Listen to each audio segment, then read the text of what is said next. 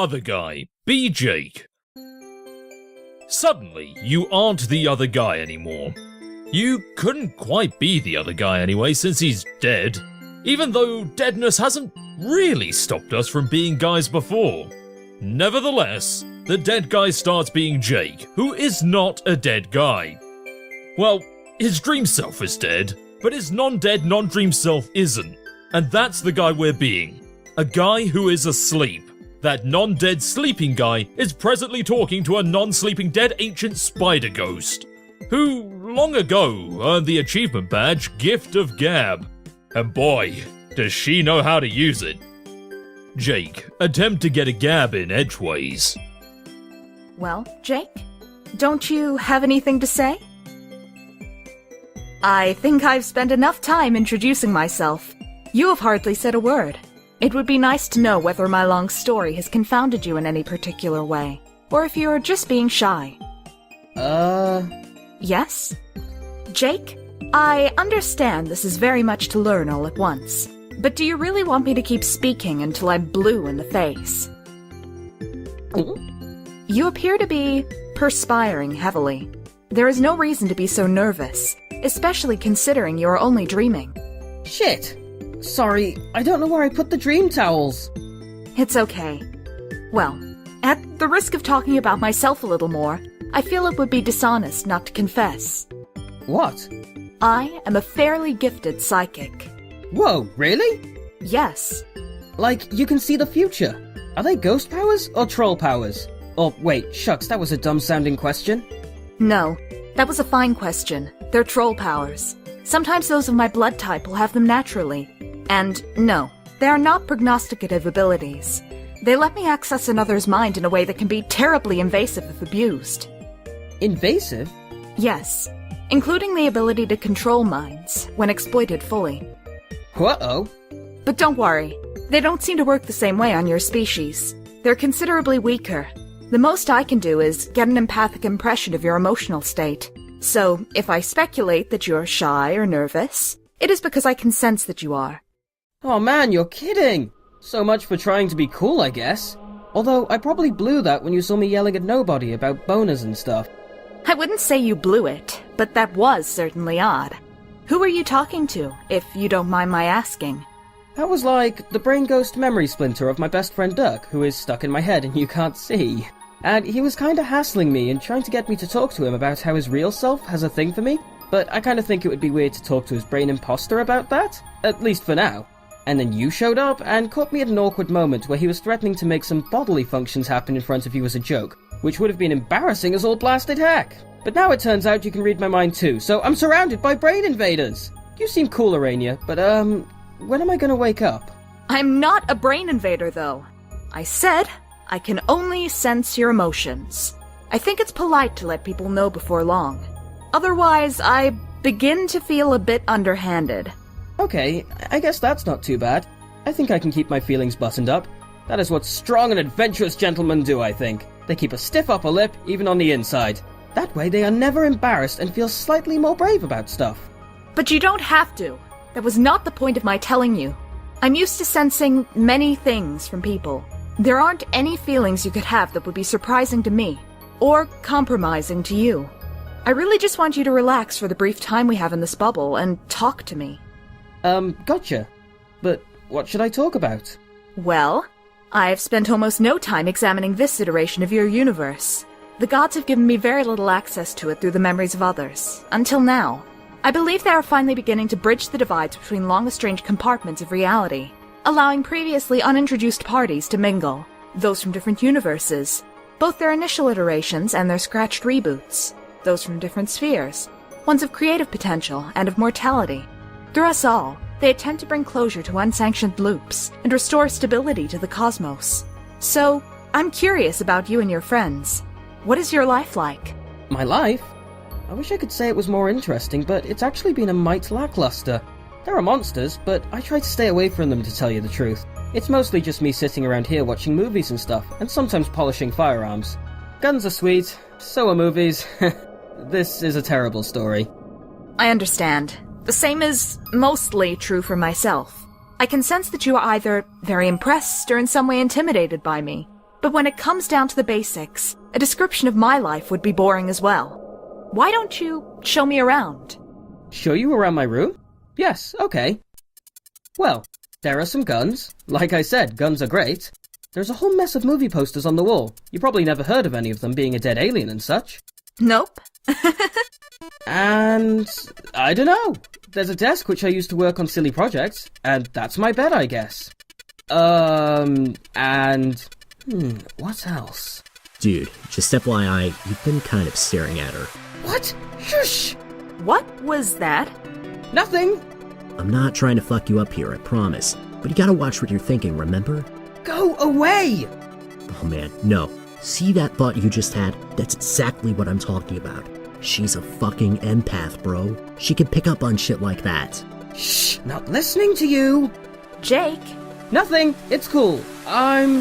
You've got to be kidding. Did you seriously just think something that dirty? You must be doing this on purpose to spite me now. I mean, just wow, dude. That was X-rated as fuck. No, stop! See, you're talking about it and now I can't help it! You're psyching me into having dirty thoughts! Get fucking lost, you interloping brain douche!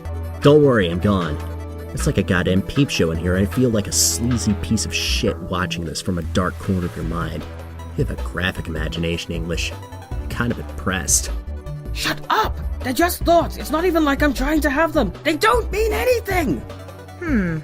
Should I leave and come back during another dream? No! Okay then. What's this? An illustrated story of some sort? Oh, hey, whoa! Let's not worry about that. It's nothing really. Here, give me that, okay? Why are you getting flustered about this literature? Is it pornographic? It does not strike me as indecent at a glance, though maybe our cultures have different standards.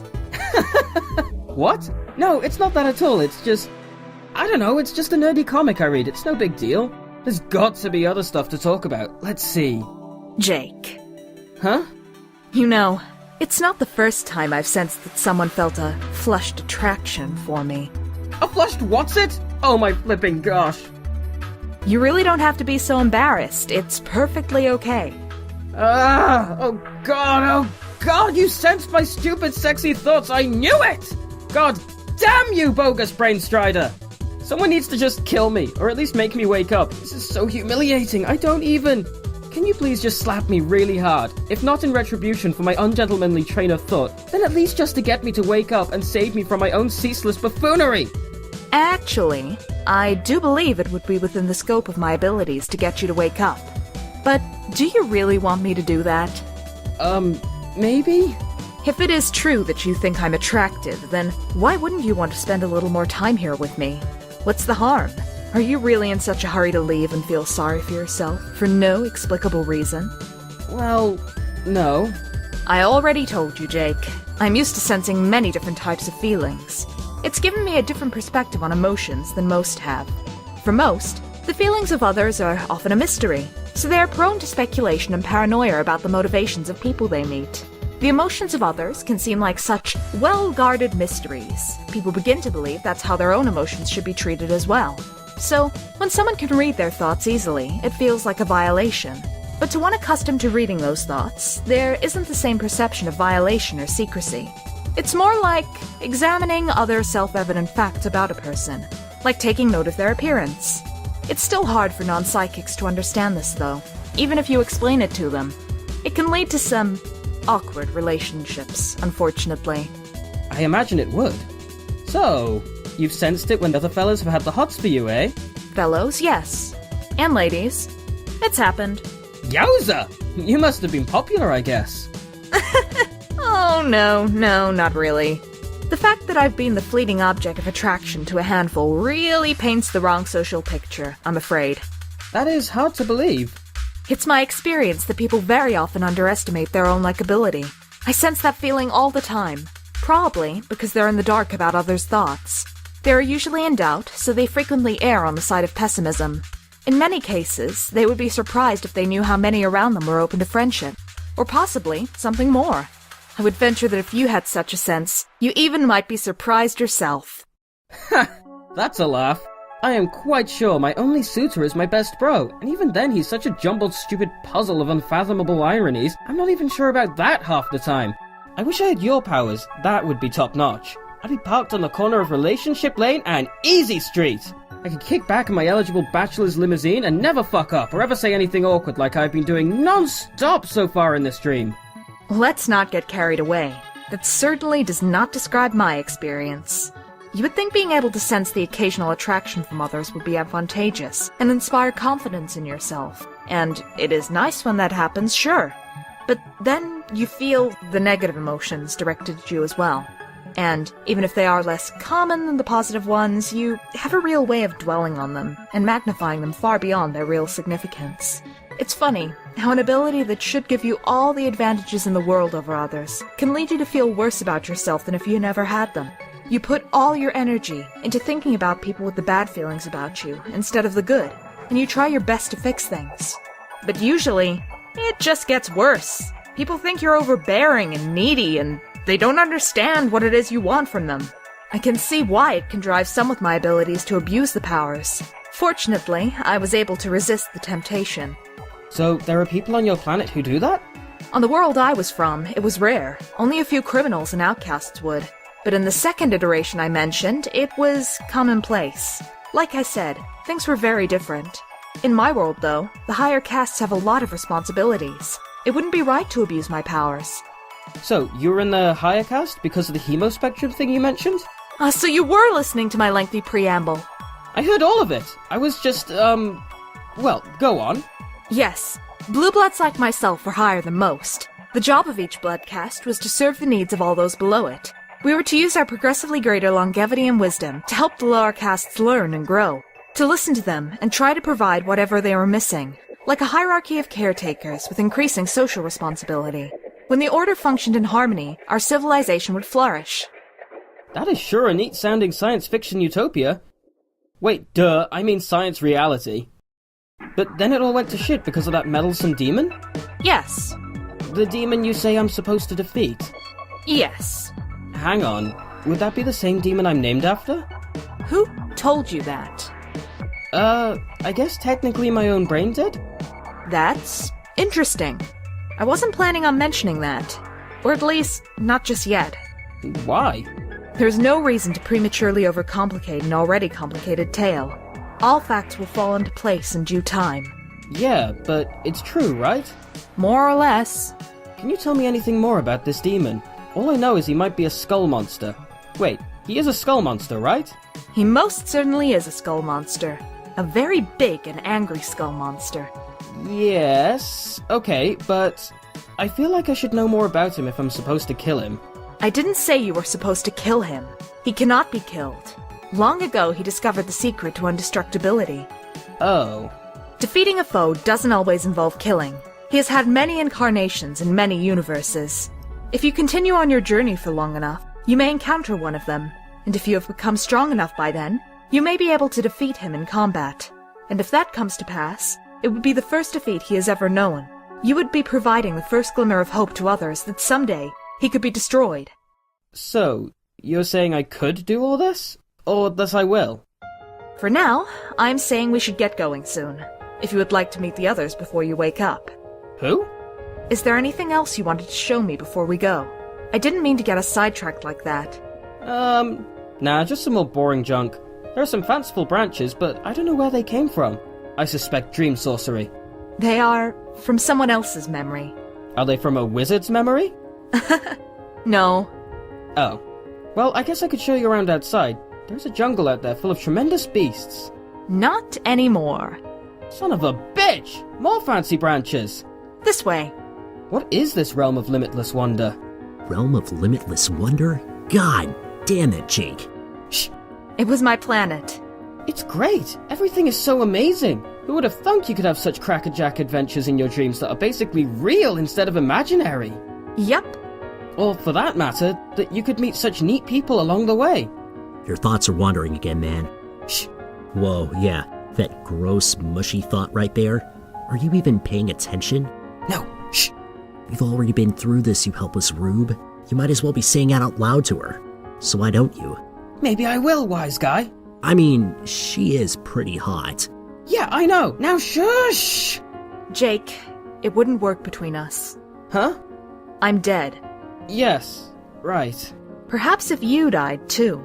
Although, maybe not after too long? I don't know how I'd feel about that if you were a lot older than me. Man, what the fuck? Although, technically, I'm already so much older than you. It would just be kind of strange if you were physically my senior by any significant margin, you know? This is a weird fucking train of thought. Can you tell her that? No! I'm going to make you have a seizure and get you to mime the message to her with your spastic gyrations. Pelvic thrusts will be my exclamation points. Screw you! You heard her. I totally have a shot. What? Go on. But I wouldn't want that to happen. What to happen? For you to die soon. I want you to succeed at your quest and live a long and happy life. Man, I'm gonna come out and say it. This broad is a total snore. Yeah, right, bro. Did you hear that? At least if I kick the bucket early, there will be, shall I say, a silver lining? Wink, wink, nudge, nudge. It will take the form of some spooky smooches from a smoking ghostly troll babe, so shut your jealous trap! Huh? Wait. Oh dear. How loud was I talking just then? You were pretty much yelling. Ah! If I were real, I would be giving you a standing ovation right now. 5 out of 5 hats. God. Okay, just pretend to forget that, maybe? Not a chance. Not you! Ha! Her? Who? Me? Why don't you just tell me where we're going? I've gathered a small group of travelers for a meeting. They're briefly passing through this bubble. I was hoping we could introduce ourselves to one another and help orient an old friend of mine to the afterlife. Okay, who's your friend? Another troll? She was supposed to be the Empress of all trolls, actually. Wow. So she died before she could be the Empress, I guess. Not exactly, since she probably never would have been regardless. She didn't want the job. Why not? Remember how I said each class had a duty to take care of the younger and more populous classes lower on the order? Well, hers was the highest class of all. She was the only one on the planet with such royal blood, aside from the sitting Empress. As the heiress, she was meant for a position of incredible responsibility. Once she claimed the throne, she would have to serve for many thousands of years, until the next successor was ready. That's a hell of a long time. I guess she wasn't into that. She had some problems with authority. She despised the whole social order, really.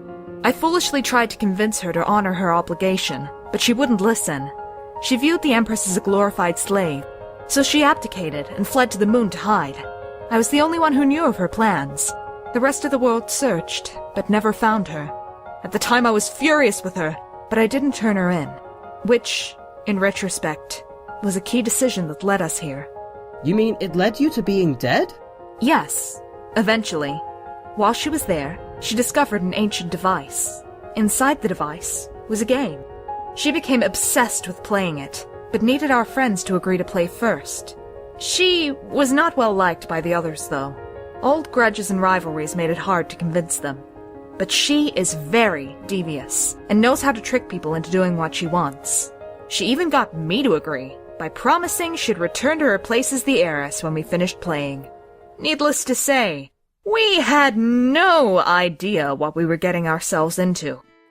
She sounds like a handful. Yes. She's not all that bad, though.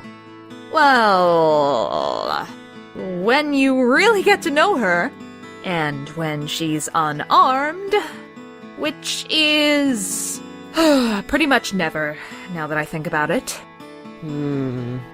Okay, she probably is all that bad.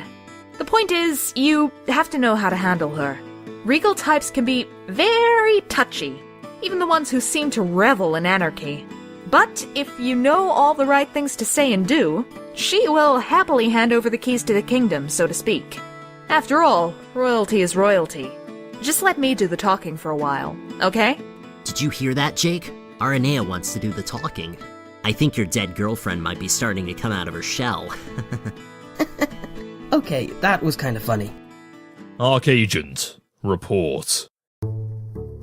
The Archagent cannot submit the paperwork for his daily report because the Archagent is in jail. He was a bit sloppy and got himself pinched by the White Shells. That leaves all his duties to the Penultimate Agent, otherwise known as the Draconian Dignitary. We should bear in mind that the Penultimate Agent isn't an officially recognized title, though. It's just a word he thinks sounds kind of cool. DD. Report. The report is that you've got all these reports to fill out, which the Archagent has been letting pile up, and which you have absolutely no intention of completing. Paperwork's even less your bag than it is his. As was mentioned, the boss is still stuck in the big house. You've got the droll working on busting him out, but you've said no particular hurry on that. You like to keep a casual administrative style. The boss is always in a hurry, all wound up like a knife-wielding top. Personally, you don't see the harm in playing it cool. Mounting paperwork aside, there's still the matter of this little insurrection to deal with. The boy is still out there, piking heads, agitating subjects, getting everyone hot and bothered. The press is going berserk with it, and you can have only so many reporters killed on any given news cycle. Can't forget about the girl either. She's still out there going rogue. Wait, you mean AWOL? That stinking pun gets you every time. Puns are even less dignified than paperwork. DD. Locate Prince. You can't. By now the kid is up to his goddamn neck in convoluted gothic architecture. He's burrowed fuck deep in flying buttresses and purple pointy things. He even stopped by the boss's cubicle of vigilance and sliced up his fenestrated walls to make searching for him harder. Cunning bastard. There used to be a fourth one, but you don't know what happened to it. There was a rumor circulating that some old woman made off with it some time ago, before the new queen took over. Whatever happened, it's nothing to worry about now. If you want to smoke this kid out of hiding, you'll need some help. DD, seek help. You already did. You walked to retrieve it. Again, in no particular hurry. Earlier, you quite calmly and diplomatically explained everything to the old lady, letting her know you could use a little extra firepower to get the situation under control, offering to light her a cigarette during a calculated pause, and she doesn't even smoke. You're just that good. While you were making your smooth pitch, you did a masterful job of giving her the impression that you didn't care much one way or the other. But to be fair, you really don't care much one way or the other. DD, retrieve extra firepower. In response, the Dame gave you clearance to employ the service of Drongorg, the flagship battle mech of the Imperial fleet she keeps stationed on some other damn planet. You're not sure where it is or what it's called. Hell, if that's any of your business. DD, mount Drongorg and ride into battle. No. You'd feel completely ridiculous piloting that thing. It's a bad look for you. No style at all. Only an utter fool would get a kick out of prancing around in that asinine getup. It was a classy gesture by the Queen, but you told her you'd have to pass. But it doesn't do no good to spurn generosity from a beautiful and deadly woman. You thanked her for the kind offer and tactfully brought up an alternative. See, you tell the boss this is his problem.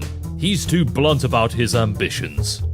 Don't get you wrong, it's all well and good for a man to keep his eyes on the prize, but he doesn't always need to step over 1,000 corpses and swim across rivers of blood to get there.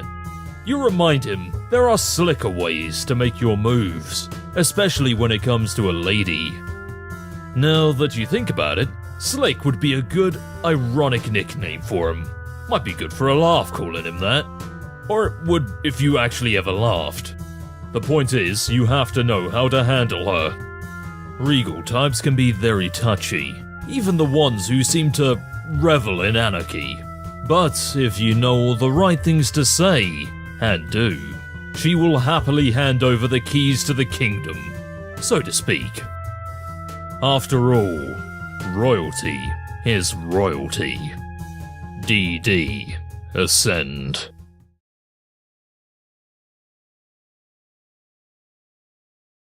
Make her a member of the Midnight Crew.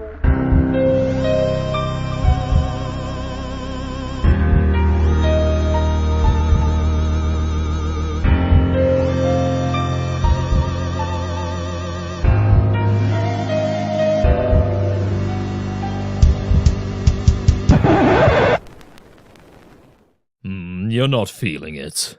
That little number was way too big for its britches. You could just tell it was gonna blast off. And next thing you know, is everyone's on their feet cutting a rug, making complete fools of themselves.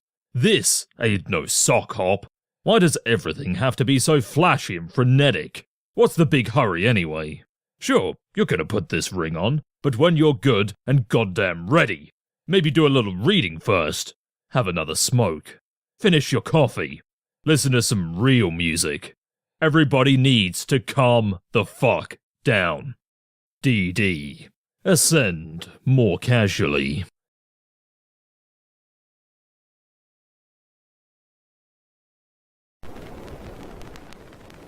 I hate a moral coward, one who lacks a manly spark. I just detest a man afraid to go home in the dark. I always spend my evening where there's women, wine and song. But like a man I always bring my little wife along. I'm a member of the midnight crew. I'm a night owl and a wise bird too. Home with the milk in the morning, singing the same old song. Rise with the moon, go to bed with the sun. Early to bed and you'll miss all the fun. Bring your wife in trouble, it will never trouble you. Make her a member of the midnight crew. Wah wah wah wah wah wah wah wah. The fun, it doesn't stop till 12 on happy old Broadway. So what's the use of going home until the break of day? Now something confidential, whisper not above a breath. I once went home at 2 a.m. and scared my wife to death. I'm a member of the midnight crew.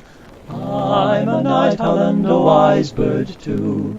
Home with the milk in the morning, singing the same old song. Rise with the moon, go to bed with the sun. Early to bed and you'll miss all the fun. Bring your wife in trouble, it will never trouble you. Make her a member of the midnight crew. Wah wah wah wah wah wah wah wah wah. I never shall forget the night I made 6 rappers run. Although I didn't have a knife, a blackjack or a gun, I proved myself a hero of a very high degree. I ran for home and 6 of them were running after me. I'm a member of the midnight crew. I'm a night owl and a wise bird too. Home with the milk in the morning, singing the same old song. Rise with the moon, go to bed with the sun. Early to bed and you'll miss all the fun. Bring your wife in trouble, it will never trouble you. Make her a member of the midnight crew. Make her a member of the midnight crew. After a lot of bullshitting around, you calmly and casually put on the ring of Orb's Nofold. A phenomenal transformation takes place. You become... my god. You become... the Draconian Dignitary. Really, you don't know why everyone's always got to be transforming from things into other things. Taking on all these wild appearance modifications just for a little boost in power always struck you as tacky. Where's the class? It just takes no creativity or guile for these villain types to grab a little power through such outlandish transformations. No imagination at all. You are utterly astounded by how shitty their imagination is. If their imagination was a face, you would shoot it in the face. DD. Unleash awesome powers of Ring. Awesome powers? Let's see. You're guessing it can probably make you invisible. Yep, there you go. Invisible, just like you thought. What else is a magical ring of void gonna do? This is like Magic Rings 101. Real basic stuff. DD. Okay, that's cool. Stop being invisible. You stop being invisible. There's not a lot of style to invisibility. Primarily because nobody gets to see how damn smooth you're being. It's kind of a pointless power anyway. Some real dime store parlor trickery. That's just a waste of everyone's time. You doubt you'll ever use it again. It's sure not going to help you track down that elusive kid. But sooner or later, he's going to find out it's much harder to outrun the ring's true power. DD. Use red miles. The kid can't escape the miles. No one can escape the miles.